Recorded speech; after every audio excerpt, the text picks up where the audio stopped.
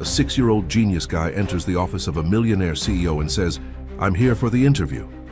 The man is shocked to see that scene and decides to hire him.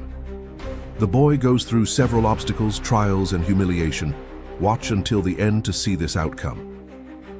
If this story interested you, subscribe to our channel, don't forget to like this video, and tell us which city you're watching us from. We'll keep going. Marcus Sterling's fingers drummed against the polished mahogany conference table, his steel-grey eyes fixed on the quarterly report spread before him. The morning sun streamed through the floor-to-ceiling windows of his penthouse office, casting long shadows across the faces of 12 of New York's most powerful financial executives. Each had earned their seat at this table through decades of cutthroat decisions and calculated risks. Today, they would review Sterling Financial's latest acquisition strategy, a move that would cement their dominance in the market. The projections for Q3 are conservative, drawled Thomas Henderson, the chief financial officer, adjusting his gold cufflinks. "We could push for a more aggressive approach in emerging markets." Marcus was about to respond when a slight commotion outside the conference room caught his attention. Through the glass walls, he could see his usually unflappable secretary, Mrs. Peterson, engaged in what appeared to be an animated discussion with someone out of view. He raised an eyebrow, irritated by the interruption. The heavy double doors swung open, and the entire room fell silent. Instead of the expected courier or junior executive, a small figure stepped into the room. A boy no more than 6 years old stood in the doorway. He wore a simple white shirt, slightly wrinkled khaki pants, and carried a worn leather briefcase that seemed comically large against his small frame. The contrast between the child and his surroundings was stark. The conference room, with its Italian marble floors and contemporary art pieces worth millions, had never seen anything quite like this. The boy's sneakers, though clean, were clearly well worn, and his hair needed a trim. "I'm here for the interview," the boy announced in a clear, steady voice that belied his obvious nervousness. Suppressed laughter rippled through the room. Henderson didn't bother hiding his amusement, letting out a sharp bark of laughter that made the boy flinch slightly, though he held his ground. "Mrs. Peterson," Marcus called out, his voice carrying the weight of authority that had made him legendary in financial circles. "There seems to be a misunderstanding." But before his secretary could escort the boy out, something unexpected happened. The child stepped forward, placed his briefcase on the table, and began pulling out a weathered notebook filled with calculations and charts. "Sir," the boy addressed Marcus directly, ignoring the smirks and whispers around him, "I've studied your company's investment model, and I've found significant flaws in your strategy. If you give me 5 minutes, I can prove it." The room erupted in barely contained laughter. Victoria Chen, head of Asian markets, whispered to her colleague, "Is this take your child to work day? I must have missed the memo." Marcus raised his hand, silencing the room. Something in the boy's demeanor had caught his attention. It wasn't just the audacity of the situation, it was the quiet confidence in those young eyes, the way he held himself despite being surrounded by some of the most intimidating figures in finance. "You have 3 minutes, Marcus declared, shocking everyone present. "Make them count." The boy climbed onto one of the leather executive chairs, his feet dangling well above the floor. He opened his notebook, revealing pages dense with mathematical equations and market analyses that seemed far too complex for someone his age. "Your recent acquisition of Global Tech Solutions," the boy began, his small finger tracing a line of calculations, "was overvalued by approximately 30%. Henderson's smile vanished. That information wasn't public knowledge. In fact, it was something the board had been quietly concerned about for weeks.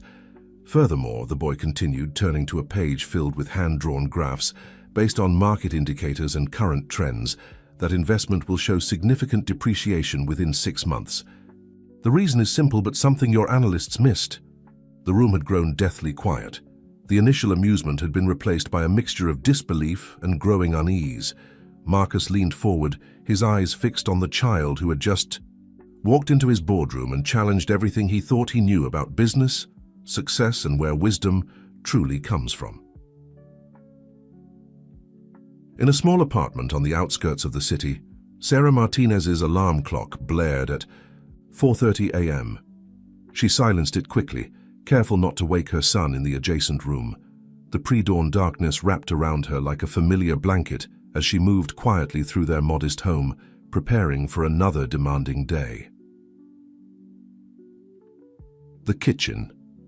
Light flickered as she turned it on, illuminating walls covered with mathematical formulas written on paper sheets, complex equations that would baffle most adults, let alone children.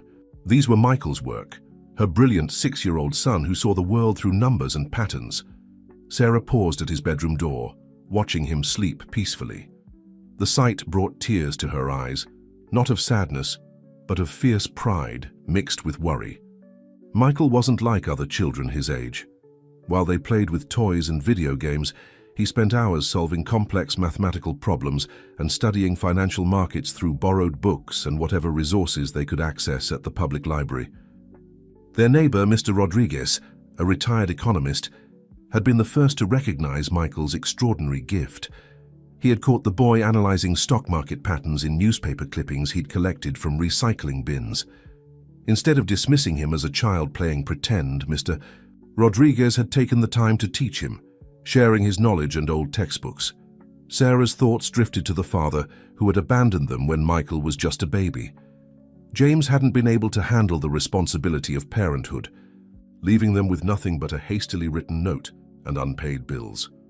She had worked double shifts ever since, determined to give Michael everything he needed, even if it meant sacrificing her own dreams. The morning routine was a carefully choreographed dance. Sarah prepared Michael's lunch, laid out his clothes, and left detailed instructions for Mrs. Garcia, their elderly neighbor who would watch him until she returned from her first job. Between her positions as a morning shift supervisor at a local diner and evening office cleaner at a corporate building, Sarah barely had time to breathe. As she gathered her things, a small voice called out from behind her, "Mom!" Michael stood in his doorway, his dark hair tousled from sleep, clutching his precious briefcase, a gift from Mr. Rodriguez. The old leather case had once carried important financial documents. Now it held Michael's notebooks and dreams. "You should be sleeping, mijo," Sarah said softly, kneeling to his level. "I've been thinking about the meeting," Michael replied, his young face serious. "What if they don't listen to me?" Sarah's heart clenched. She knew about his plan to visit Sterling Financial, had tried to discourage him, knowing how cruel the corporate world could be. But Michael had been adamant, spending weeks preparing his analysis, convinced he had found critical flaws in their investment strategy. "Mi amor," she cupped his face in her hands, "you are the smartest, bravest person I know. If they don't listen, it's their loss. But promise me something. Promise you won't let them take away your spirit." Michael nodded solemnly, then surprised her with a tight hug. "I'm not doing this just for me, Mum. I'm doing it for us, and for all the other kids who people don't listen to because they're young or poor." Sarah held him close, fighting back tears. Her son spoke like someone far beyond his years, carrying wisdom that shouldn't belong to a child. She worried about the weight he placed on his young shoulders, but she also recognized that his gift came with a purpose.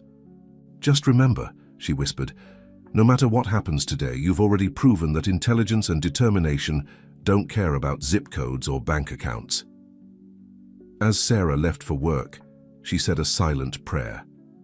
Her son was about to walk into the lion's den of high finance, armed only with his brilliant mind and unwavering conviction. She couldn't be there to protect him, but she had given him something more valuable than money or connections. She had given him the courage to believe in himself when the world seemed determined to dismiss him. The city was beginning to wake as Sarah caught her bus.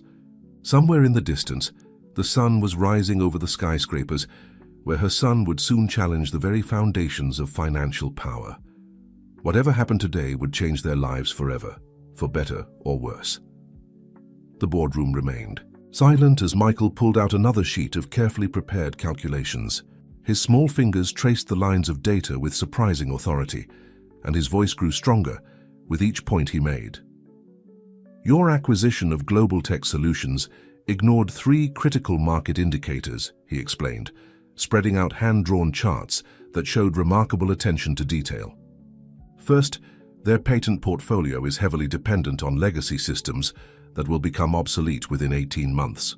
Second, their market share in emerging economies is artificially inflated by temporary government contracts that won't be renewed. And third, he paused, looking directly at Marcus Sterling, their R&D department has had no significant breakthroughs in the past 2 years, despite what their public reports suggest. Victoria Chen leaned forward, her earlier amusement completely gone. She had been one of the strongest advocates for the global tech acquisition, and hearing their strategy dismantled by a child was both fascinating and disturbing. How could you possibly know about their R&D department? Thomas Henderson demanded, his face flushing red with a mixture of embarrassment and anger. Michael reached into his briefcase and pulled out a stack of newspaper clippings, technical journals, and printed web articles. It's all public information. Sir, you just have to know where to look and how to connect the dots. Their top researchers have been quietly leaving the company. Their patent applications have dropped by 60%, and their supplier contracts show they're not ordering the materials needed for any major innovations. Marcus Sterling studied the boy with growing interest. In 30 years of business, he had never encountered anything quite like this. The child's analysis wasn't just impressive, it was transformative. He was seeing patterns that highly paid analysts had missed, making connections that experienced executives had overlooked. Continue, Marcus commanded, silencing Henderson's attempt to interrupt. What else have you found? Michael's eyes lit up with unexpected confidence. Your entire investment strategy is built on an outdated model that doesn't account for the rapid changes in technology and global market dynamics. You're still operating like it's the last century while the world has moved on. He pulled out a final sheet of paper, covered in complex calculations that looked more like advanced calculus than the work of a 6-year-old. I've developed an alternative model that could not only fix the global tech situation, but transform your entire approach to market analysis. The executives exchanged nervous glances. Some wore expressions of disbelief, others looked threatened, and a few seemed genuinely intrigued. Marcus noticed that Janet Wong, his head of innovation, was taking detailed notes. Your current model, Michael continued, standing on his chair to reach the center of the table, assumes market stability based on traditional indicators. But I've identified 15 new variables that your analysts aren't considering. Things like social media sentiment analysis, environmental policy shifts, and technological adaptation rates in developing nations. He began drawing on the boardroom's glass wall with a dry erase marker, creating a complex web of interconnected factors. His small hand moved with surprising speed and certainty, mapping out a vision of financial analysis that was both revolutionary and elegantly simple. See these connections? He asked, pointing to his diagram. Each decision ripples through the entire system. You can't just look at numbers on a spreadsheet anymore. You have to understand how everything is connected. Marcus stood up and walked to the glass wall, studying the boy's work. The pattern was unlike anything he'd seen before, yet it made perfect sense. It was as if he was seeing his own industry through entirely new eyes. Where did you learn all this? Marcus asked softly. Michael's confidence wavered slightly, showing the child beneath the analyst for the first time. I read a lot. Mr. Rodriguez, he used to be an economist. He helps me understand the big words. And I watch the markets every day at the library. The librarian lets me use the computer during quiet hours. The room fell silent again, but this time it was different. The initial skepticism had been replaced by something else, a growing realization that they were witnessing something extraordinary. This wasn't just a child playing at business. This was raw, unbridled talent that had somehow bloomed in the most unlikely of places. Marcus turned to face his executives, his expression unreadable. The decision he was about to make would either be remembered as his greatest triumph or his most spectacular failure. But looking at the complex diagram behind him, drawn by the steady hand of a 6-year-old visionary, he knew there was only one choice he could make. Marcus Sterling stood at his office window, looking out over the Manhattan skyline as the afternoon sun cast long shadows between the skyscrapers. Behind him, Michael sat in an oversized leather chair, his feet barely reaching the edge, while Thomas Henderson and Victoria Chen argued in heated whispers by the door. "This is unprecedented, Marcus," Henderson hissed, shooting a glance at the boy. "The board will think you've lost your mind. We can't seriously consider restructuring our entire investment strategy based on the theories of a child." But Marcus wasn't listening to Henderson. His mind was elsewhere, traveling back 25 years to another office, another time. He had been young then, hungry for success, willing to do whatever it took to climb the corporate ladder, including turning his back on his best friend, David Martinez, who had come to him with revolutionary ideas about market analysis. David had been brilliant, just like this boy, but he had lacked the connections, the polish, the pedigree that the financial world demanded. Marcus had chosen to ignore his friend's insights, to protect his own rising career instead of championing true innovation. Weeks later, David's predictions had proven correct, but by then it was too late. The friendship was broken, and David had disappeared into obscurity. Now, looking at Michael's reflection in the window, Marcus saw a chance for redemption. But more than that, he saw the future of finance sitting in his office, wearing sneakers with untied laces. "Victoria," Marcus said finally, turning from the window. "What do you think?" Chen straightened her blazer, choosing her words carefully. "The boy's analysis of global tech's weaknesses is disturbingly accurate, and his proposed model, while unconventional, could revolutionize how we approach market analysis, but," she glanced at Henderson, "the risks are significant." Michael watched the exchange silently, his dark eyes moving from one adult to another. He clutched his briefcase close, like a shield against their judgment. "Tell me, Michael," Marcus said, sitting down across from the boy. "Why did you really come here today? The truth." Michael's expression grew serious, showing a maturity that belied his years. "Because someone needs to show that good ideas can come from anywhere. My mum works 2 jobs, sir. She cleans offices at night in a building like this one. Every day, she tells me that being poor doesn't mean being stupid. But nobody listens to people like us." The words hung in the air, heavy with truth. Marcus felt something shift inside him, a wall crumbling that he hadn't even known he'd built. "Henderson," Marcus said, his voice taking on the tone that had made him famous in business. "Circles, call the board. Schedule an emergency meeting for tomorrow morning. Victoria, I want a full analysis of Michael's model on my desk by midnight, and get PR ready. We're about to make history." "Marcus, you can't be serious," Henderson protested. "This isn't some fairy tale where we can just—" "That's exactly what this is, Thomas," Marcus interrupted, a smile playing at the corners of his mouth. "This is the story of how a 6-year-old boy from the wrong side of town walked into Sterling Financial and changed everything." He turned to Michael, whose eyes had grown wide with disbelief. "That is, if you're willing to help us make that change." Michael sat up straighter, his chin lifting with determination. "I have school in the morning, sir, and I need to be home by 4 to help my mum with dinner." A laugh escaped Victoria's lips, a genuine sound of surprise and delight. Even Henderson's stern expression cracked slightly. "We'll work around your schedule," Marcus assured him. "But first I think we need to meet your mother. I have a feeling she's an extraordinary woman." Michael smiled for the first time since entering the building, revealing the child behind the prodigy. "She is, sir. She's the one who taught me that. Numbers aren't just about money. They're about people."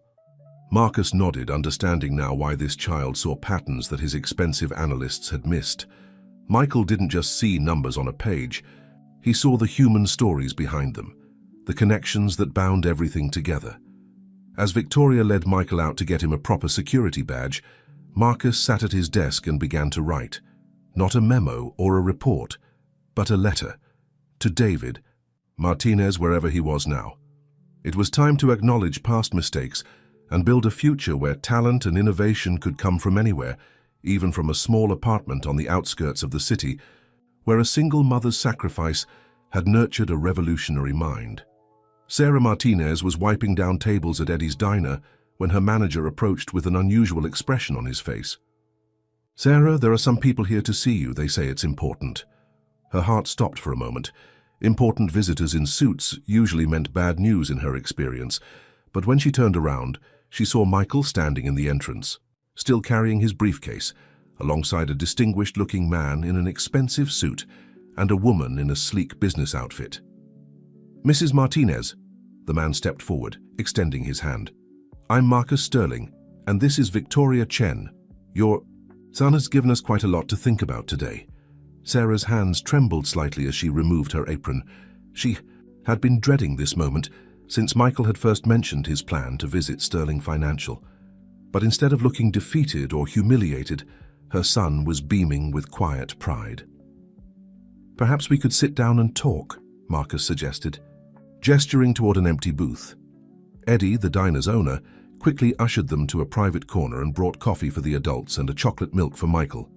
Sarah sat next to her son, protective instincts on high alert despite the visitor's friendly demeanor. "Your son," Marcus began, "has presented us with one of the most innovative financial analyses I've seen in my 30 years in business. His understanding of market dynamics is extraordinary, and his proposals could revolutionize how we approach investment strategy."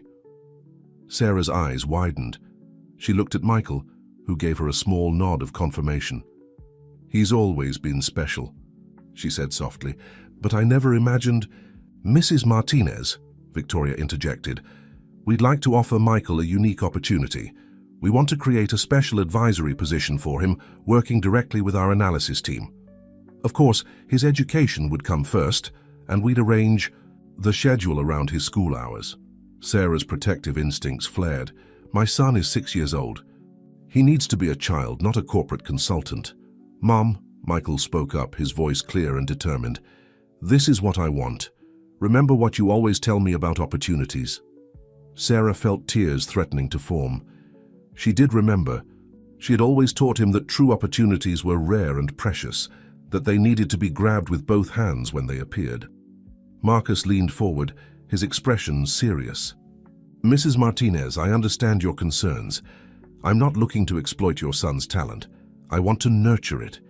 We're prepared to offer a comprehensive package that includes not just compensation for his contributions, but also educational, support, mentorship programs, and—" He paused, looking directly at Sarah. "A position for you in our corporate operations department, if you're interested." Sarah's breath caught in her throat. After years of working double shifts and struggling to make ends meet, the offer seemed too good to be true. But one look at Michael's hopeful face told her everything she needed to know. "There would be conditions," she said firmly, surprising herself with her boldness. "His childhood comes first.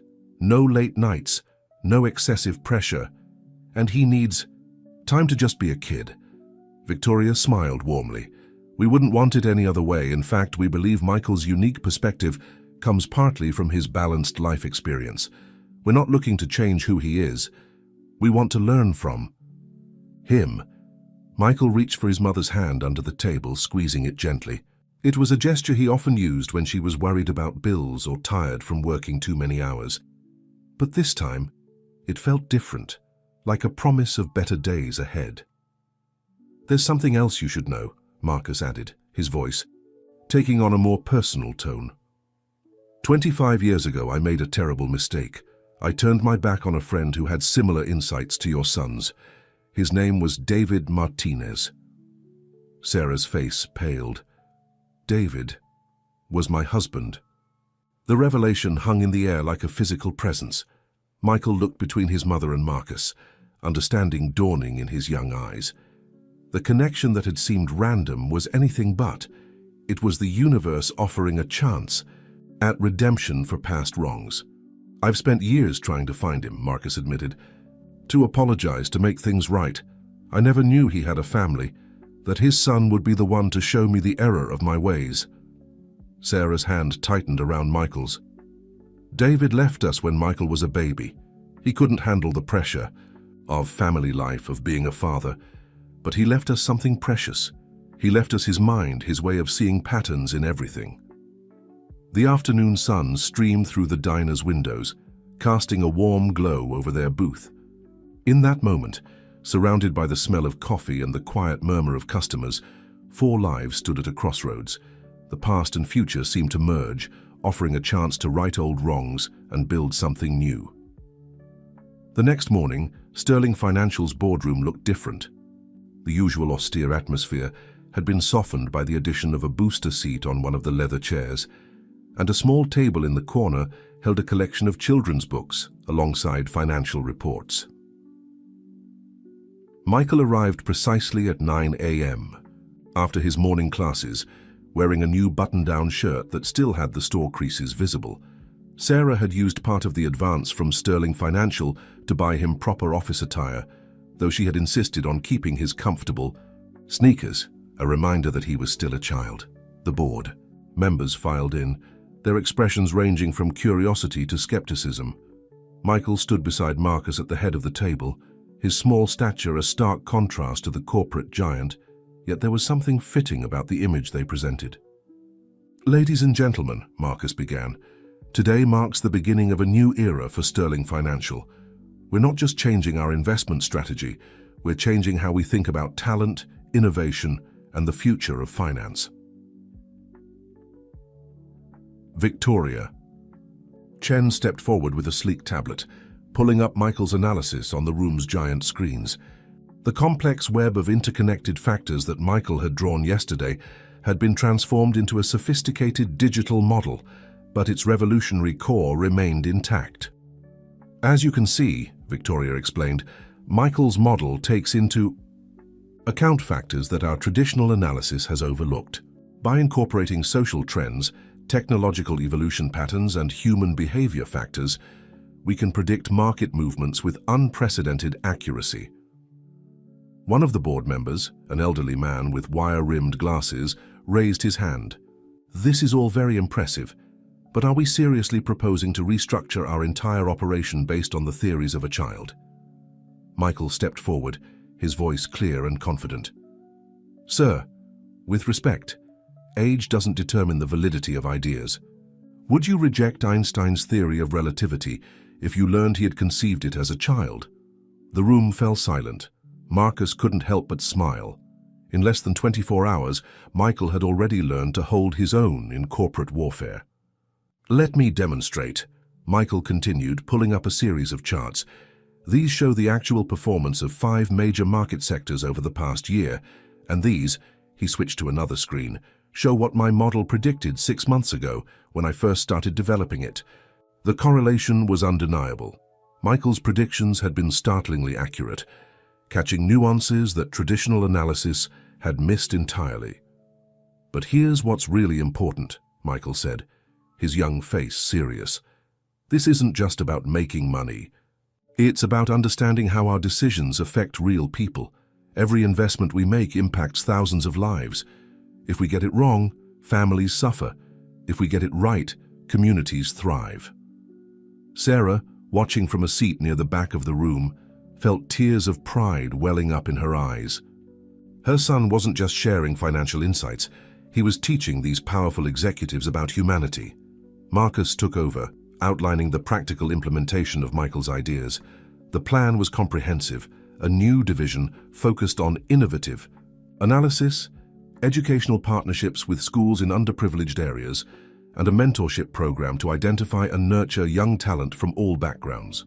"Michael will serve as our special advisor," Marcus explained. "He'll work with our teams 3 afternoons a week after his regular classes. But more importantly, he'll help us build bridges to communities we've overlooked, to find other brilliant minds that just need a chance to shine." The board members began to nod, the initial skepticism giving way to genuine enthusiasm. Even the elderly gentleman who had questioned Michael's age was now taking detailed notes. As the presentation concluded, Victoria unveiled one final surprise. "We're also establishing the David Martinez Foundation for Financial Innovation," she announced, causing Sarah to gasp softly. "This foundation will provide scholarships and support for young people who show exceptional promise in financial analysis, regardless of their background." Michael turned to his mother, his eyes shining with a mixture of pride and determination. In that moment, he wasn't just a 6-year-old prodigy or a financial wizard. He was a son honoring his father's legacy while forging his own path. The meeting ended with a unanimous vote to approve the new initiatives. As the board members filed out, many stopped to shake Michael's hand, treating him not as a child, but as a respected colleague. The transformation was complete. Sterling Financial would never be the same. The news of Sterling Financial's young prodigy spread like wildfire through Wall Street. Financial publications scrambled to cover the story, with headlines ranging from "Child Genius Revolutionizes Wall Street" to "Sterling's Desperate Publicity Stunt." The corporate world was divided, with some praising the innovative approach, while others scoffed at the very idea of taking advice from a 6-year-old. Michael's first month at Sterling Financial brought both triumphs and challenges. Despite his incredible intellect, he was still a child navigating an adult world. One particularly challenging afternoon, Victoria found him hiding in the company library, tears streaming down his face. "They don't really want my ideas," he whispered as she sat beside him. "Mr. Henderson keeps changing my reports before they go to the board. He says they need to be more conventional." Victoria pulled up a chair, her usual corporate demeanor softening. "Want to know? It's a secret. Henderson is scared. People like him have spent decades building their careers on traditional methods. Your ideas threaten everything they think they know about finance." Michael wiped his eyes with his sleeve. "But I'm not trying to threaten anyone. I just want to help make things better." "I know," Victoria smiled, "and that's exactly why Marcus and I believe in you. Sometimes the best ideas come from people who aren't trying to protect the old way of doing things." The conversation was interrupted by Sarah, who had just finished her day in the operations department. Her new position had revealed her own talent for organizational efficiency, and she'd already implemented several improvements in the company's workflow. "Everything okay, mijo?" she asked, noting Michael's red eyes. Before he could respond, Marcus appeared in the doorway, his expression unusually animated. "Michael, remember your prediction about the tech sector vulnerability? You were right. The market just proved it." He spread out several reports on the library table. The numbers were clear. Michael's analysis had accurately predicted a significant shift that traditional models had missed completely. Even Henderson couldn't argue with these results. "But that's not why I'm here," Marcus continued, pulling up a chair. "I want to talk about the David Martinez Foundation.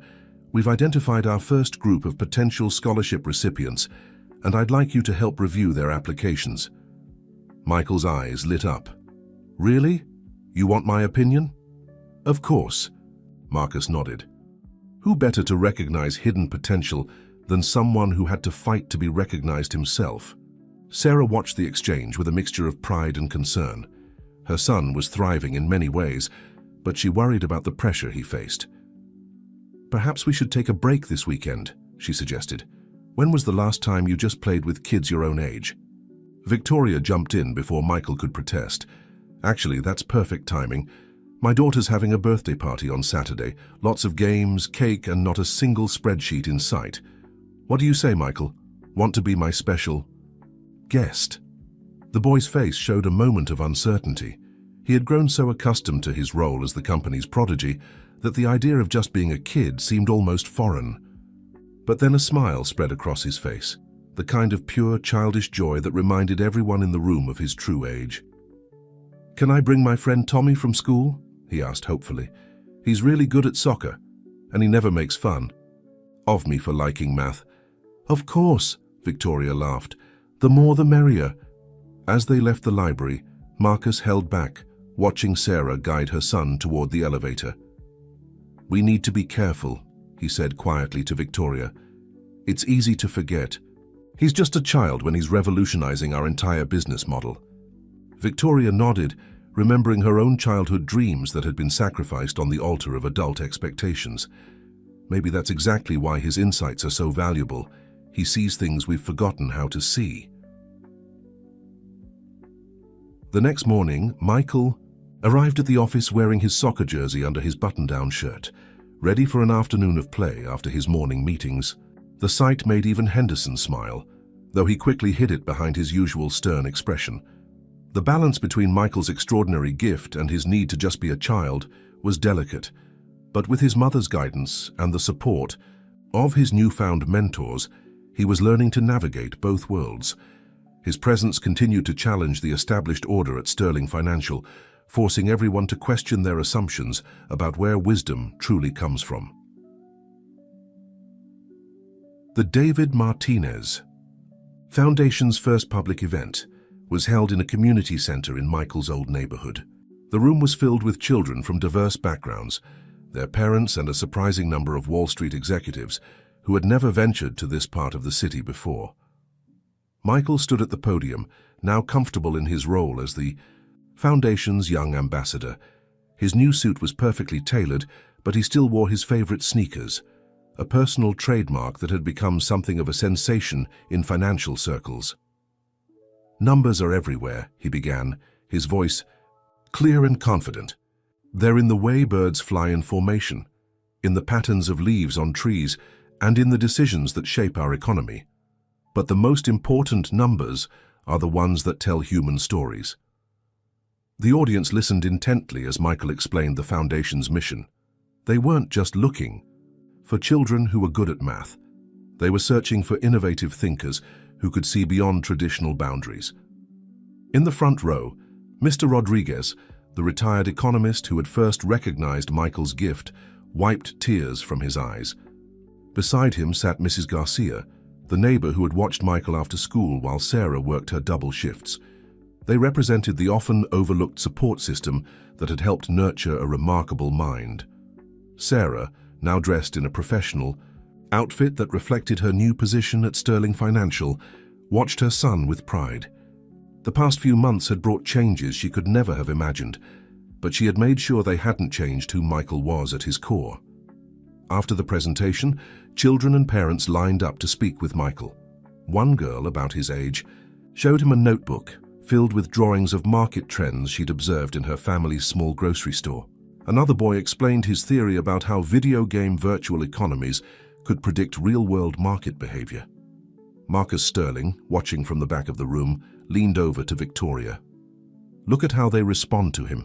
He's not just a role model, he's proof that their dreams are valid." Victoria nodded, thinking of her own daughter who had recently started showing interest in economics, inspired by Michael's example. "He's changing more than just our investment strategies. He's changing how we think about potential." The Foundation's first round of scholarships would support 50 young innovators, providing them with educational resources, mentorship, and opportunities to develop their ideas. But more importantly, it was changing the conversation about where talent could be found. Later that evening, as the event wound down, Michael sat with a group of children his age, finally relaxing into just being a kid.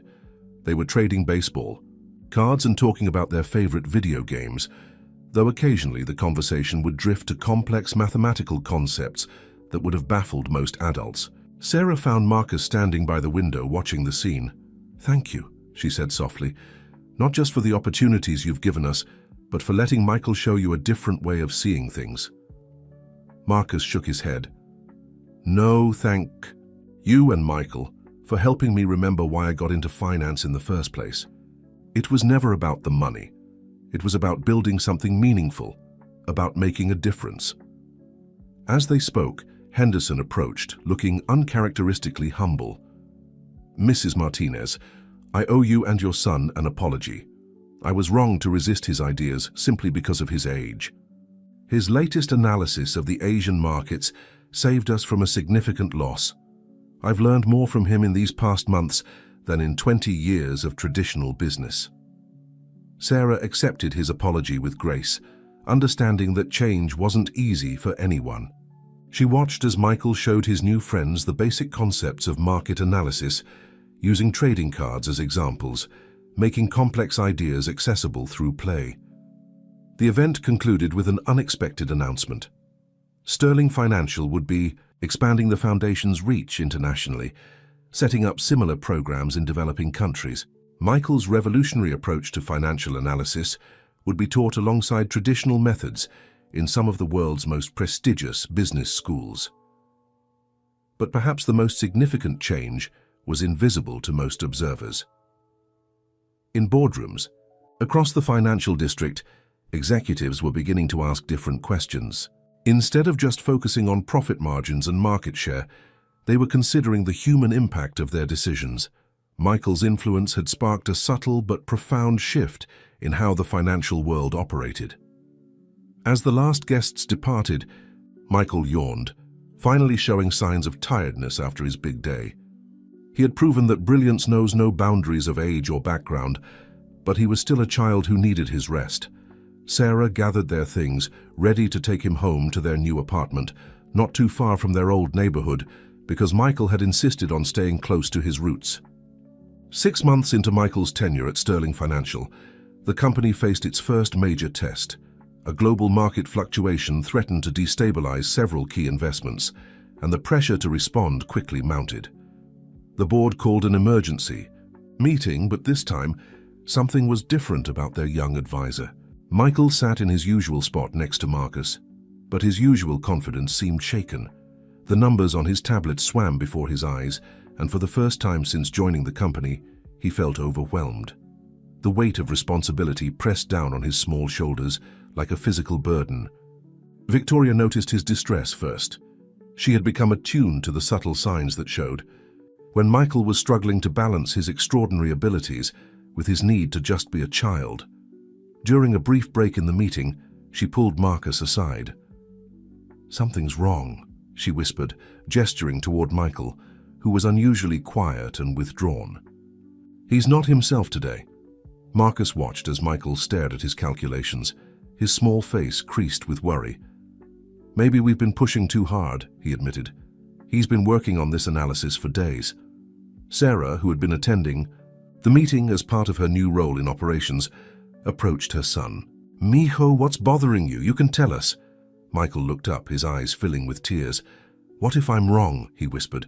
"What if my calculations are wrong and people lose their jobs because of me? Tommy's dad works at one of the companies we're investing in. And if I make a mistake?" The room fell silent. It was a stark reminder that behind the brilliant mind and sophisticated analysis was a 6-year-old boy who cared deeply about the human impact of their financial decisions. Marcus knelt beside Michael's chair, his voice gentle. "Do you remember what you told me the first day you walked into my office? You said that numbers aren't just about money, they're about people. That's why your insights are so valuable. You see both sides of the equation." "But the variables keep changing," Michael protested. "The market is moving too fast and I can't keep up with everything." Victoria stepped forward, an idea forming. "Then maybe we shouldn't try to keep up with everything. Maybe that's been our mistake all along."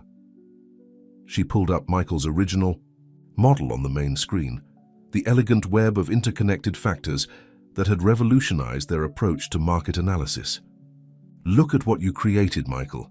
It's not about predicting every movement. It's about understanding the connections between things."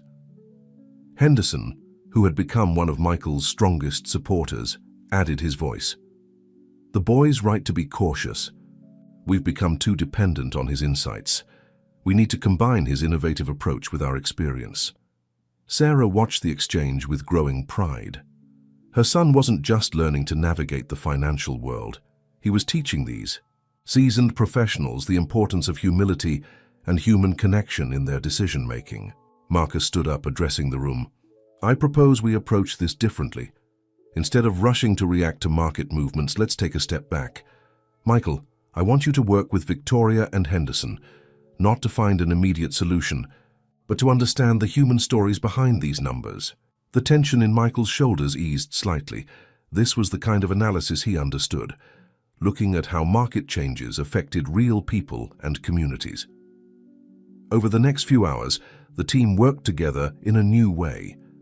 Michael's innovative model provided the framework, while the experienced executives filled in the practical details. They looked beyond mere profit margins to consider the long-term impact on employees, communities, and sustainable growth. By evening, they had developed a response strategy that was both financially sound and socially responsible. It wasn't the quickest solution, but it was one that everyone, including Michael, felt confident about. As the team prepared to implement their plan, Sarah found her son sitting quietly in the corner, sketching mathematical patterns in his notebook. "You did good today, mijo," she said softly. Michael looked up, his expression thoughtful. "I learned something important, Mum. It's okay not to have all the answers. Sometimes asking the right questions is more important." The crisis had revealed something crucial about Sterling Financial's transformation. It wasn't just about incorporating a child prodigy's brilliant insights. It was about learning to approach finance with both intelligence and heart. Michael's moment of vulnerability had sparked a deeper change in how the company operated. As they left the office that evening, Marcus watched Michael walking hand in hand with his mother, his briefcase clutched in his free hand. The boy had taught them all a valuable lesson. True innovation comes not from having all the answers, but from being willing to question everything, including yourself. The following weeks brought a subtle but significant shift in how Sterling Financial operated. Michael's moment of vulnerability had sparked a new approach to decision-making that combined analytical precision with emotional intelligence. The key, company's boardroom, once a temple to pure numbers, now regularly echoed with discussions about community impact and social responsibility. One morning, Michael arrived at the office to find an unusual scene. The usual array of financial reports and market analyses had been replaced by photographs, letters, and personal stories from employees and community members affected by Sterling's investments. "What's all this?" he asked Victoria, who was arranging the materials on the conference table. "Your idea," she smiled. "Remember when you said we needed to understand the human stories behind the numbers? We're putting that into practice." The day's meeting wasn't about quarterly profits or market projections. Instead, they were reviewing the real-world impact of their recent decisions. Tommy's father, along with other employees from companies in Sterling's portfolio, had been invited to share their experiences. Michael listened intently as workers spoke about how the company's new investment approach had affected their lives.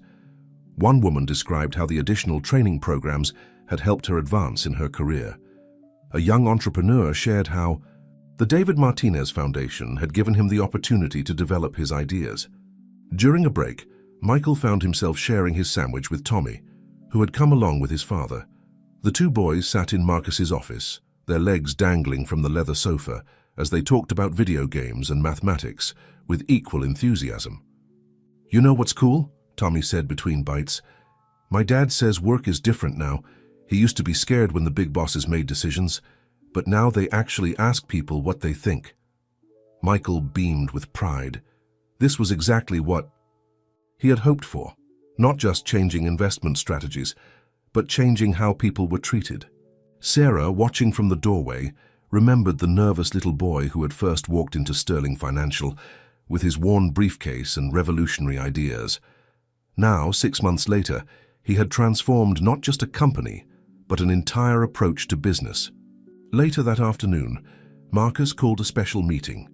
The board members filed in, followed by a group of children, the first recipients of the David Martinez Foundation scholarships. Michael stood among them, no longer the sole young voice in the room. "Today marks a new chapter for Sterling Financial," Marcus announced. "We're launching a program that will bring together our brightest young minds with our most experienced professionals, because we've learned that true innovation comes from bridging generations and perspectives." The children presented their own analyses of various market sectors, each bringing a fresh viewpoint that challenged conventional wisdom. Michael watched with pride as his peers demonstrated that his success wasn't a fluke. There were brilliant, young minds everywhere, just waiting for an opportunity to shine. Henderson, who had once been the biggest skeptic of Michael's involvement, now served as a mentor to several of the Foundation's scholars. He had discovered that teaching young people forced him to question his own assumptions and think in new ways. "You know what the best part is?" he confided to Victoria during the presentations. "They don't just make us better investors, they make us better people." As the day drew to a close, Michael sat in his special corner of the library, surrounded by both financial textbooks and children's stories. He was working on a new project, creating simplified versions of his market analysis models that other kids could understand. "What are you writing?" Sarah asked, finding him surrounded by colorful diagrams and simple explanations. "A book," he replied, not looking up from his work. "For kids like me who love numbers but don't know how to tell their stories yet." Marcus, overhearing the conversation, smiled. The boy who had walked into his office half a year ago hadn't just changed their investment strategy, he had sparked a revolution in how they thought about business, talent, and human potential. The sun was setting over the city skyline, casting long shadows through the library windows. In those golden rays, Michael continued to write, combining complex financial concepts with the simple wisdom that had made him special. The understanding that behind every number was a human story waiting to be told. Word of Sterling Financial's revolutionary approach had spread far beyond Wall Street. Media outlets around the world were clamoring for interviews with the young prodigy who had transformed one of the most prestigious financial institutions. However, Michael's story had evolved into something much bigger than just a tale of a child genius. One crisp autumn morning, Michael arrived at the office to find the lobby filled with an unusual crowd. Representatives from various Fortune 500 companies had gathered, all seeking to understand and potentially implement Sterling's new human-centered approach to finance. "They're here for the Innovation Summit," Victoria explained, guiding Michael through the crowd. "But they're not just interested in our investment strategies anymore. They want to know how we've managed to change the entire corporate culture." The summit was being held in Sterling's largest conference center, transformed for the occasion with interactive displays showcasing the company's journey over the past 8 months. Michael's original hand-drawn diagrams were displayed prominently alongside the sophisticated systems they had inspired. As Michael prepared for his presentation, he noticed something different about the audience. Unlike previous corporate gatherings, this one included children, young scholars from the David Martinez Foundation, sitting confidently among CEOs and business leaders. "Ready for your big speech?" Sarah asked, adjusting his tie. She had taken the morning off from her new position as Director of Community Integration to support her son. Michael nodded, though his expression was thoughtful. "Mom, I want to do something different today. Instead of talking about finance, I want to talk about dreams." The presentation began with Marcus introducing Michael, but this time the young advisor took an unexpected approach. Instead of diving into market analyses and investment strategies, he began with a story. 8 months ago, I walked into this building with a worn briefcase and a head full of numbers," he started, his voice clear and confident. "But what I really carried was a dream that good ideas could come from anywhere. That age and background shouldn't determine whether your voice is heard." He gestured to the young scholars in the audience. "Look around this room. Every person here has a unique way of seeing the world. The mistake we made in finance wasn't just about how we calculated risks or managed investments. It was about thinking that wisdom only came in certain packages." The audience listened intently as Michael shared stories of the Foundation's scholars. A 12-year-old girl from the Bronx who had developed an algorithm to predict community development patterns. A 9-year-old boy from Queens who had created a mathematical model for sustainable urban farming. "But here's what makes Sterling different now," Michael continued, walking among the audience. "We don't just listen to new ideas, we learn from them. Every person in this company, from the CEO to the newest intern, is both a teacher and a student." Victoria stepped forward to demonstrate how they had integrated Michael's innovative approaches with traditional financial wisdom. The result was a hybrid system that combined the best of both worlds, youthful innovation and seasoned experience. Henderson, now one of the program's strongest advocates, shared how mentoring young minds had transformed his own approach to finance. "These children don't just see numbers," he explained, "they see possibilities that we've forgotten to imagine." As the presentation continued, something remarkable happened. The corporate leaders in the audience began engaging directly with the young scholars, asking questions and listening intently to their perspectives. The artificial barriers of age and status seemed to dissolve. Marcus watched from the side of the stage, remembering his own journey from skeptic to believer. The company he had built on traditional financial principles had been transformed into something he never could have imagined, a place where innovation knew no boundaries. Sarah, sitting in the front row, felt tears welling up in her eyes. Her son had done more than succeed in the corporate world. He had helped create a new kind of corporate world, one that valued human potential in all its forms. As the summit drew to a close, Michael shared one final thought. "The future of finance isn't just about making smart investments," he said, his young face serious. "It's about investing in people. Because when we give everyone a chance to share their dreams, we all become richer." The applause that followed wasn't just for Michael's words. It was for the vision of a future where success was measured not just in profits, but in possibilities. As the audience rose to their feet, the young scholars among them stood tallest of all, knowing that their voices would be heard. The success of the Innovation Summit catalyzed a series of changes that rippled through the financial industry. Other companies began implementing their own versions of Sterling's inclusive approach, though none quite captured the magic of the original. What made Sterling unique wasn't just their programs or policies. It was the authentic commitment to valuing every voice, regardless of its source. One morning, as Michael worked on his latest analysis in the company library, he received an unexpected visitor. A woman in a wheelchair rolled up to his table, introducing herself as Dr. Emily Chen, Victoria's sister and a renowned professor of economics. "I've been following your work," she said, smiling warmly. "But I'm not here to talk about finance. I'm here to talk about education." Michael listened intently as Dr. Chen shared her vision. She wanted to create a new kind of school, one that would combine traditional education with the innovative approaches developed at Sterling. Students would learn not just subjects, but how to see the connections between them. "We want you to help design the curriculum," she explained, "not as a teacher, but as someone who understands how young minds think differently." The idea excited Michael. He had been working on ways to make financial concepts more accessible to children, but this was an opportunity to reshape education itself. He immediately began sketching ideas in his notebook, drawing connections between mathematics, science, art, and human experience. Sarah found them later, surrounded by papers filled with educational frameworks and learning models. "Another big project?" she asked, recognizing the enthusiastic gleam in her son's eyes. "Mom, we're going to build a school," Michael exclaimed.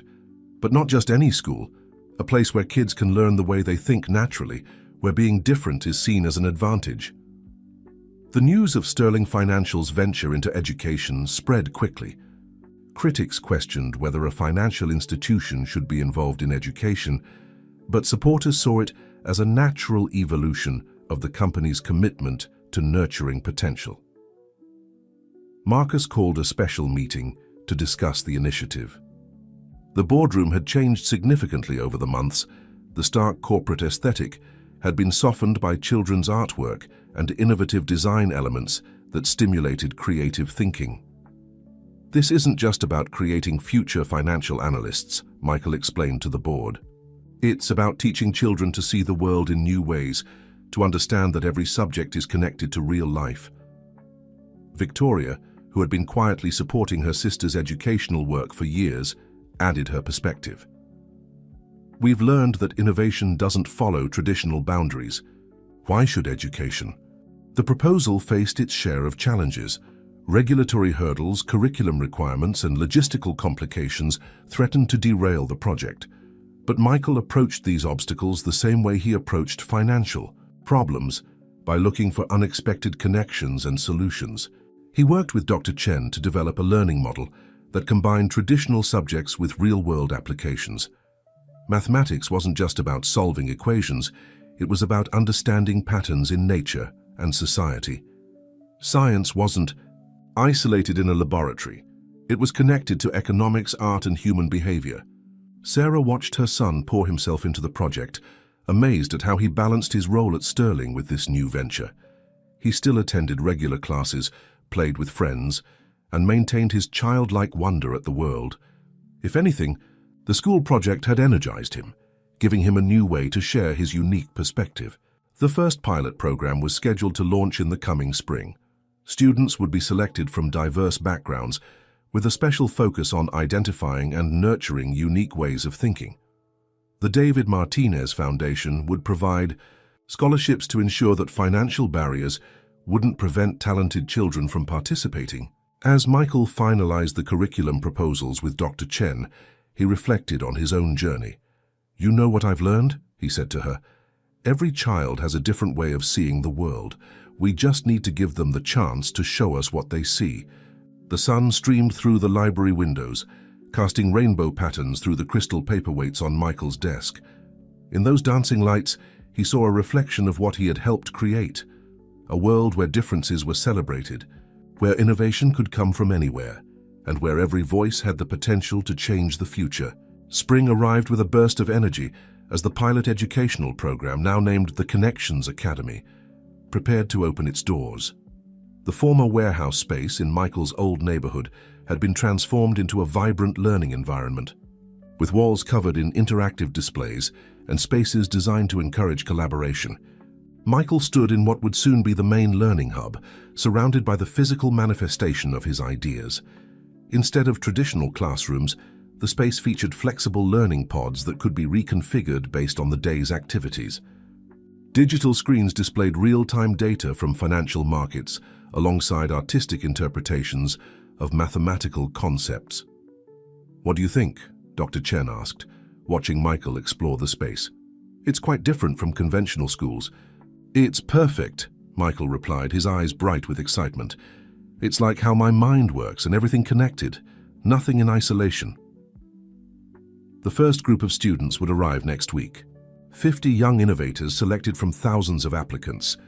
The selection process had focused not on traditional academic metrics, but on identifying unique ways of thinking and problem-solving abilities. Sarah, who had been instrumental in organizing the community aspects of the program, joined them with a stack of student profiles. "You might want to see this," she said, handing Michael one particular file. The application was from a young girl named Maria Rodriguez, Mr. Rodriguez's granddaughter.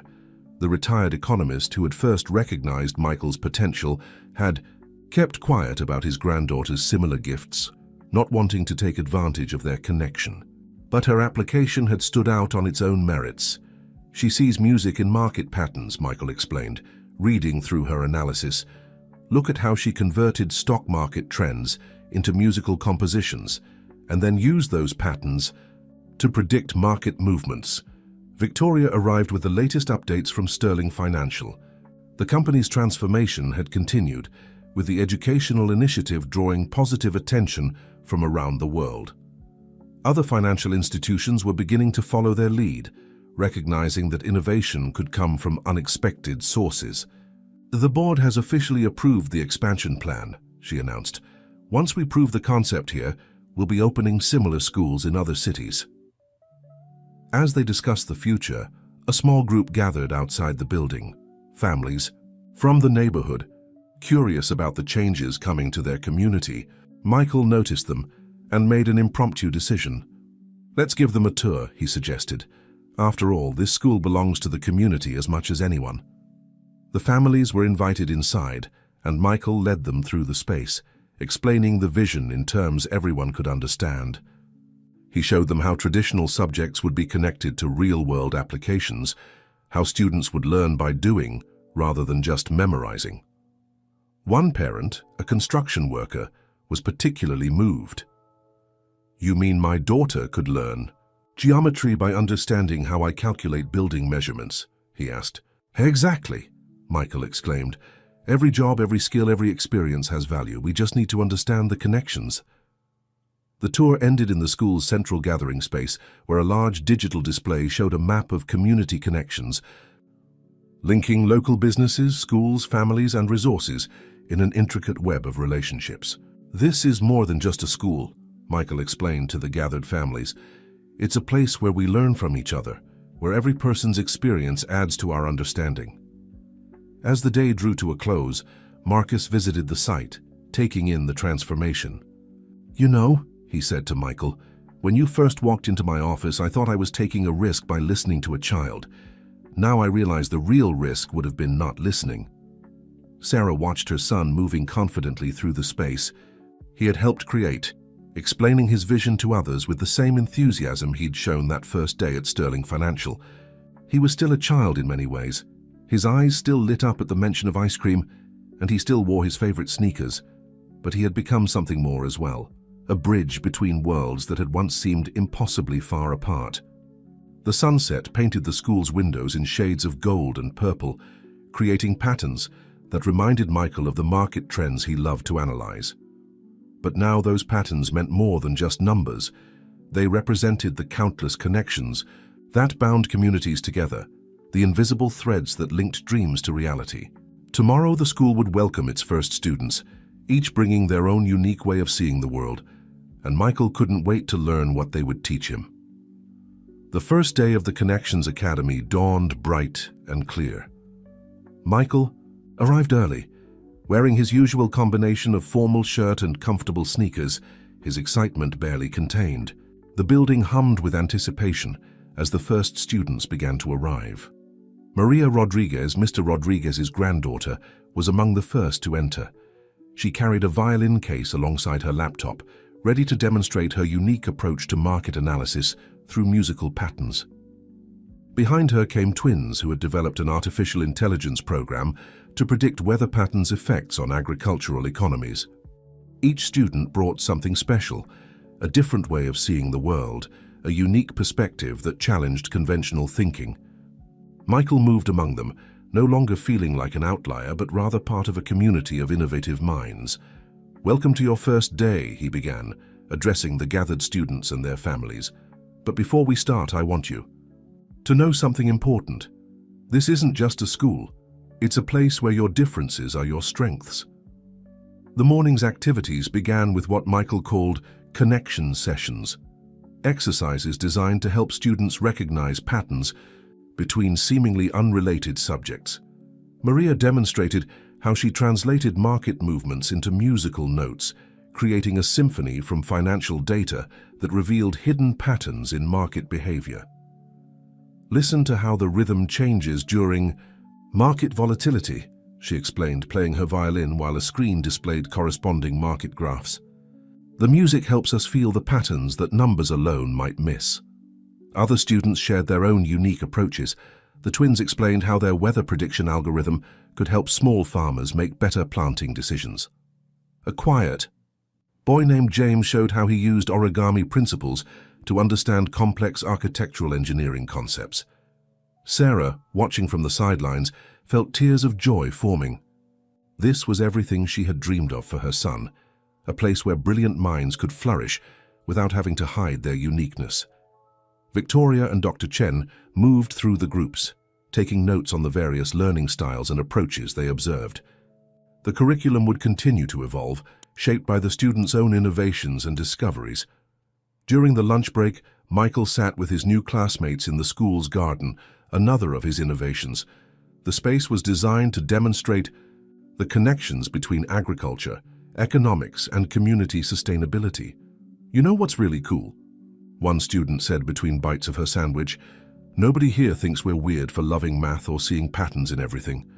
Michael smiled, remembering how lonely he had felt before finding his place at Sterling Financial. "That's because we understand that being different isn't a weakness, it's a superpower." The afternoon brought a surprise visitor. Henderson, who had once been skeptical of Michael's abilities, arrived with news from Sterling Financial. The company's new approach had led to unprecedented success, with their human-centered investment strategies proving more resilient than traditional models. But more importantly, Henderson announced to the gathered students, "We've learned that the best innovations come from unexpected places. That's why Sterling Financial is establishing a permanent partnership with the Connections Academy. Every student here will have the opportunity to intern with us, to share their unique perspectives, and help shape the future of finance." The announcement was met with excited chatter. These children, who had often felt out of place in traditional educational settings, were being offered a chance to prove their value in the real world. As the first day drew to a close, Michael found himself in the school's observation dome, a glass-enclosed space on the roof where students could study the patterns in nature and relate them to their academic studies. The setting sun painted the sky in brilliant colors, reflecting off the city's buildings in a display of natural geometry. Mr. Rodriguez joined him there, his eyes misty with emotion. "When I first met you, Michael, I knew you were special. But what you've created here is beyond anything I could have imagined." Michael turned to his old mentor, smiling. "I just helped create the place I wished had existed when I was younger. A place where being different is celebrated, where seeing the world in unusual ways is considered a gift." Below them, the last of the students were leaving for the day, chattering excitedly about their projects and discoveries. Each carried with them not just knowledge, but a newfound confidence in their unique abilities. The Connections Academy was more than just a school. It was proof that innovation could come from anywhere, that brilliance wore many faces, and that the future belonged to those who dared to see the world differently.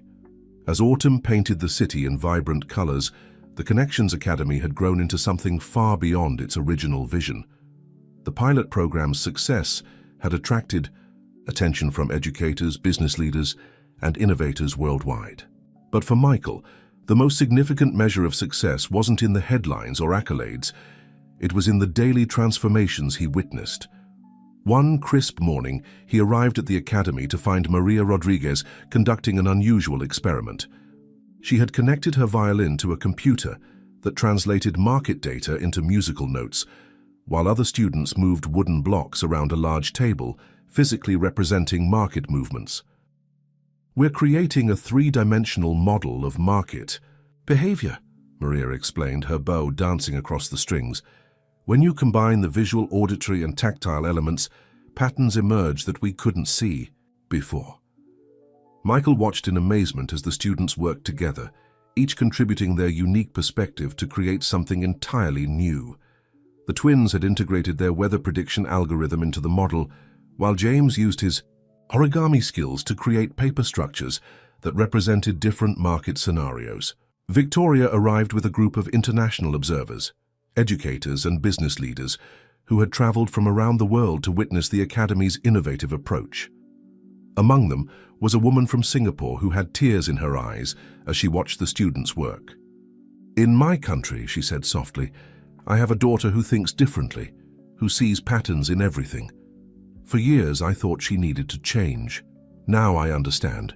We're the ones who need to change how we think about thinking." The GI observation group moved through the Academy's various learning spaces, each designed to encourage different types of connection making. In the pattern lab, students used art and technology to explore mathematical concepts. The Community Connection Center linked students with local businesses and organizations, creating real-world learning opportunities. Sarah, who now served as the Academy's Community Integration Director, led a session demonstrating how they had woven local knowledge into the curriculum. A neighborhood auto mechanic taught physics through car repair, while a local chef explored chemistry through cooking. "Every community has its own wisdom," Sarah explained to the visitors. "We just need to recognize it and give it value." During lunch, Michael sat with a group of new students who had recently joined the Academy. One boy, shy and hesitant, reminded Michael of himself from a year ago.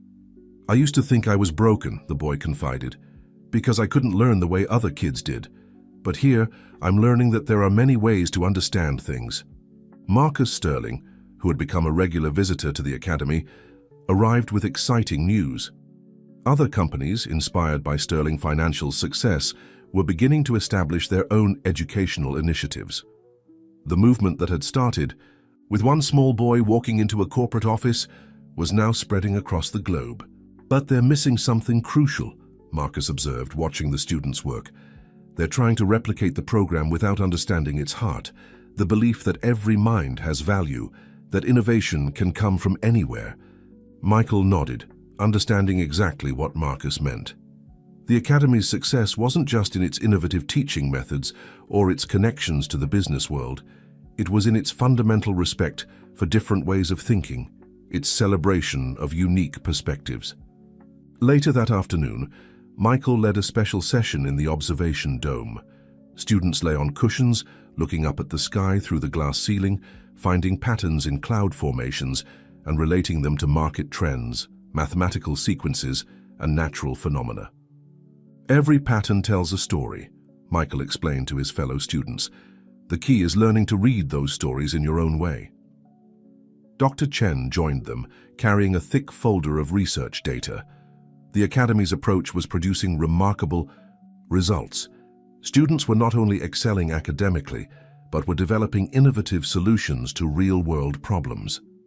But the most important outcomes can't be measured in test scores, she noted, watching the students engage with their surroundings. We're seeing children who once felt out of place discovering their own value, their own voice. As the day drew to a close, Michael found himself back in the main learning hub, surrounded by the evidence of the day's discoveries.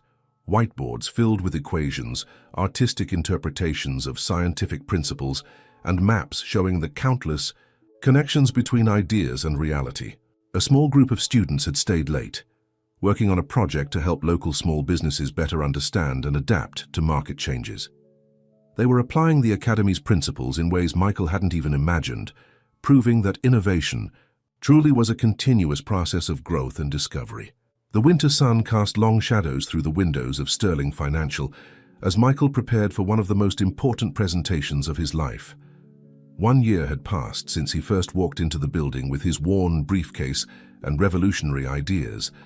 Now he stood before a different kind of audience, not executives or board members, but a group of children from around the world who had been identified as potential students for the expanding Connections Academy program. The boardroom had been transformed. Gone were the intimidating rows of chairs and the austere corporate atmosphere. Instead, the space had been arranged in a circle with interactive displays showing the journey of the past year, from Michael's first financial analysis to the creation of the Academy. A year ago, Michael began, his voice steady and confident, I stood in this room trying to prove that good ideas can come from anywhere. Today, I'm not here to prove anything. I'm here to listen to your ideas. One by one, the children shared their unique perspectives.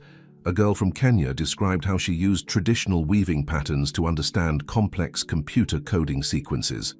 A boy from Brazil explained how he had developed a system to predict rainfall by observing ant behavior, helping local farmers plan their planting schedules. Sarah watched from the side of the room, remembering the nervous little boy who had once practiced his presentation in their small apartment kitchen.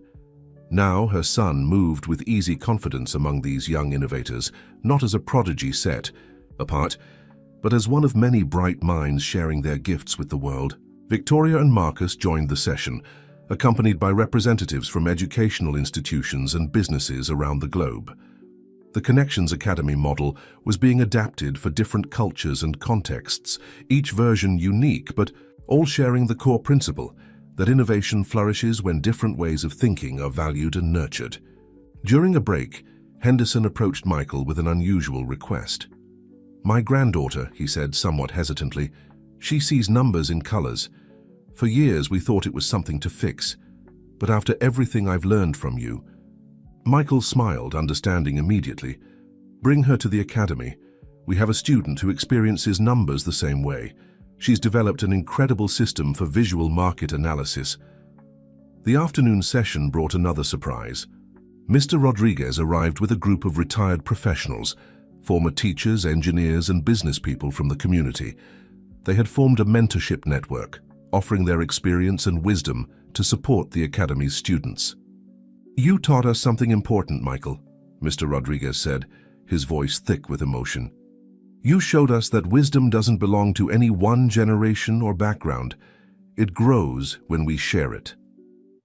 As the day progressed, Michael led a special demonstration of how the Academy had evolved. Students from the first class joined virtually from around the world, sharing how they had adapted the program's principles to their own communities. Maria Rodriguez, now leading a music-based financial analysis program in her own community, performed a virtual duet with a student in Tokyo who had developed a similar system. The harmony of their collaboration transcended language and cultural barriers, demonstrating the universal language of innovation. Toward the end of the day, Marcus called Michael to his office. The view of the city skyline brought back memories of their first meeting, but everything else had changed. "When you first walked into my office," Marcus said, "I thought I was taking a risk by listening to a child. Now I understand that the real risk is in not listening to different voices, no matter where they come from." Michael nodded, looking out at the city below.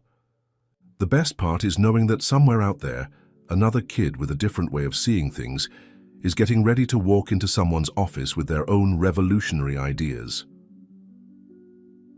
As the sun set over the city, the gathered children and adults moved to the observation dome of the academy. The space had been linked virtually with similar domes in schools around the world, creating a global network of young innovators sharing their perspectives and discoveries.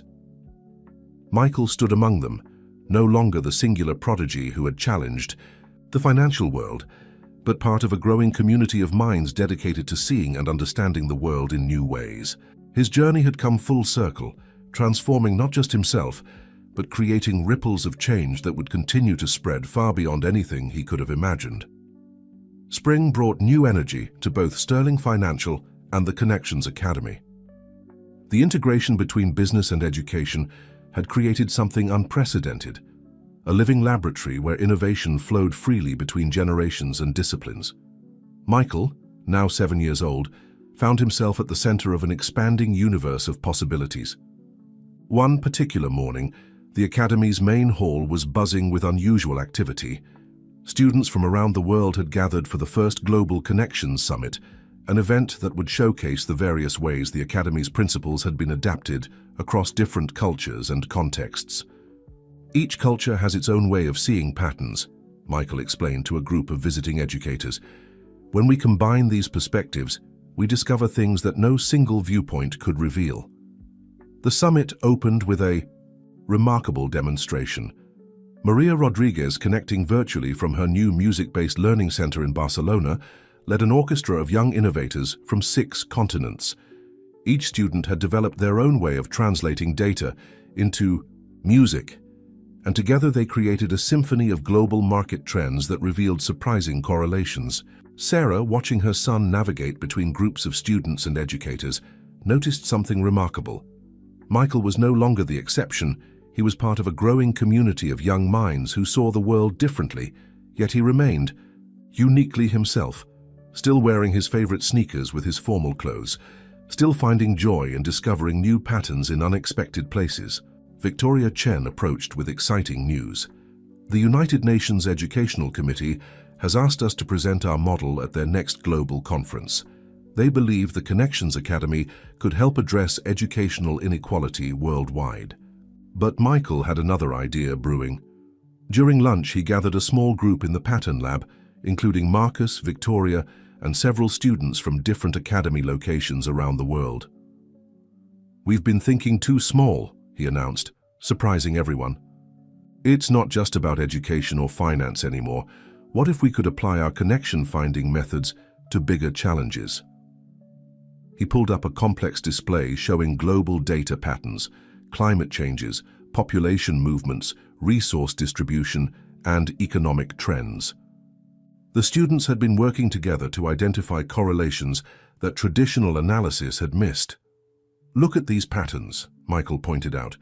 "When we combine Maria's musical analysis with James's architectural modeling and the twins' weather prediction system, we can see solutions that were invisible before." Marcus leaned forward, intrigued. "What exactly are you proposing?" "A new kind of think tank," Michael explained. "Not just for business or education, but for solving global challenges. We'll call it the Global Connections Initiative. Every Academy location would be a node in a worldwide network of problem solvers." The idea caught fire immediately. Students began sharing how their unique perspectives could contribute to understanding different global issues. A girl from India explained how she used traditional mandala patterns to analyze resource distribution. A boy from Alaska described his method of reading environmental changes through indigenous knowledge, passed down through generations. Sarah watched as her son's latest vision began taking shape.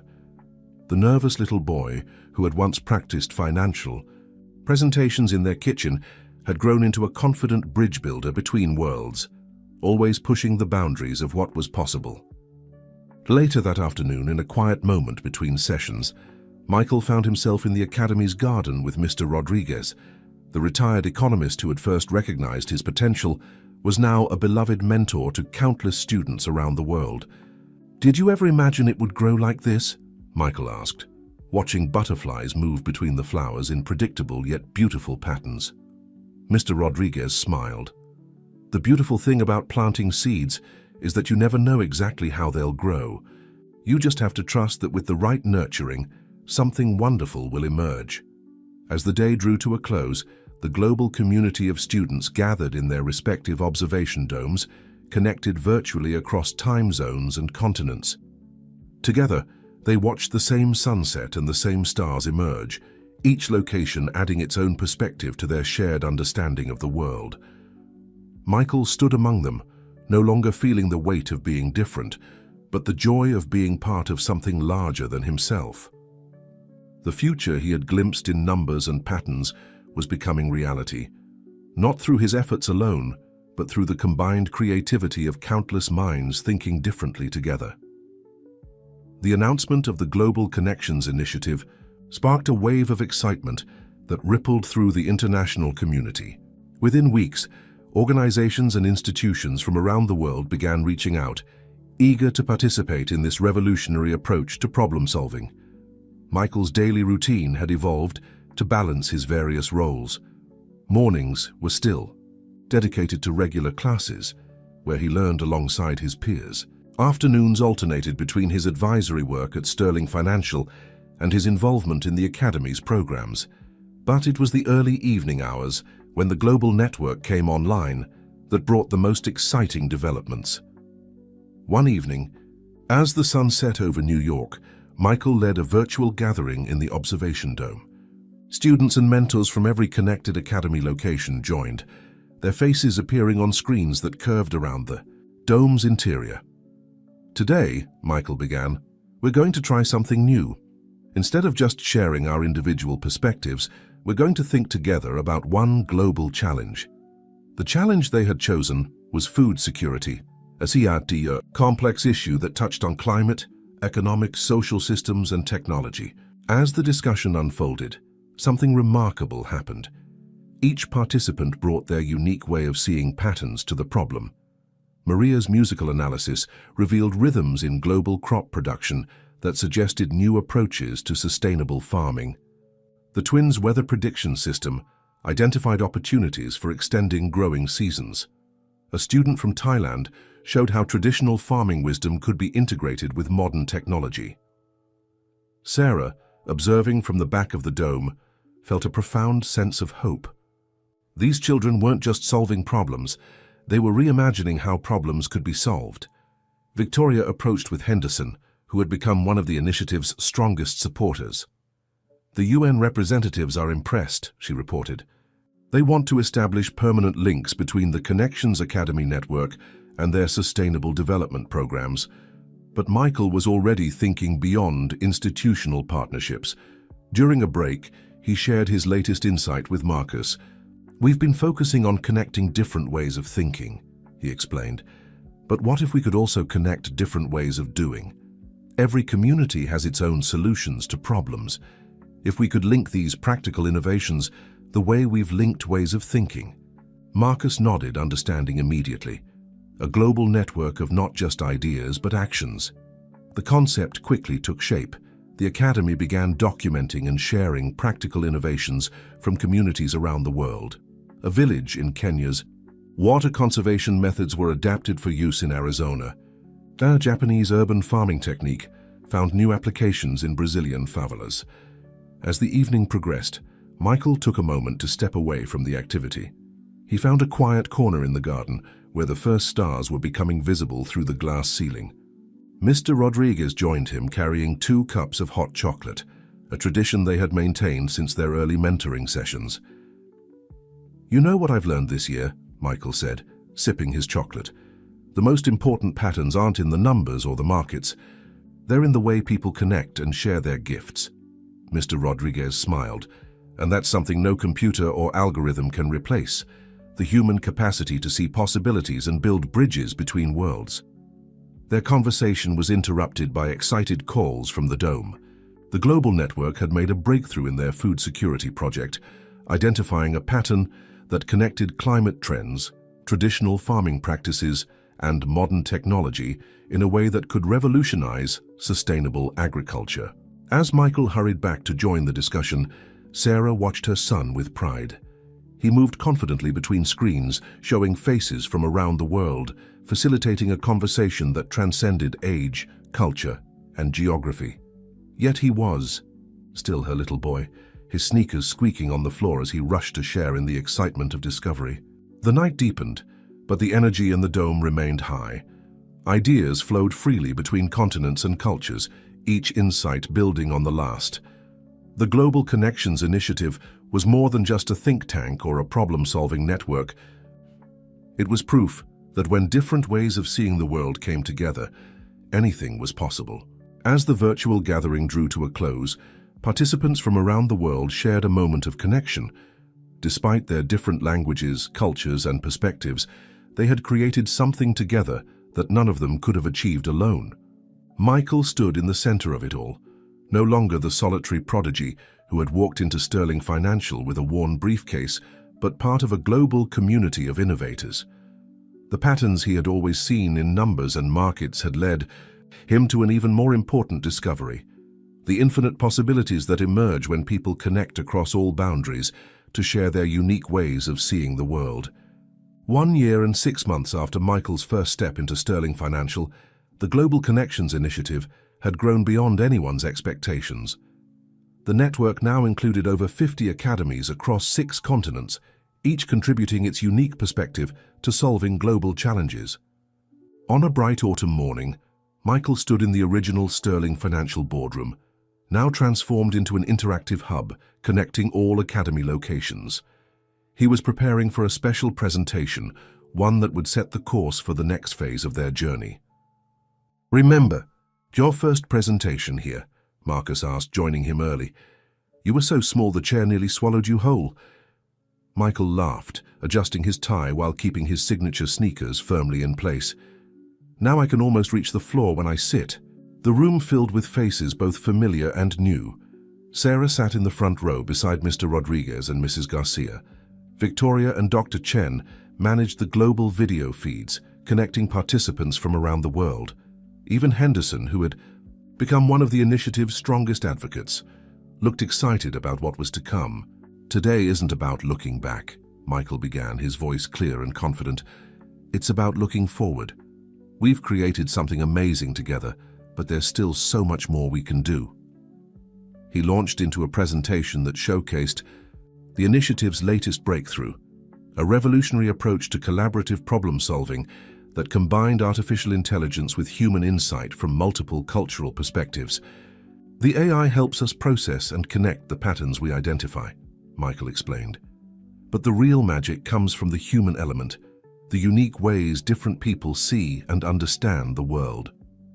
Maria joined virtually from Barcelona, demonstrating how her music-based analysis had evolved into a sophisticated system for detecting subtle patterns in complex data.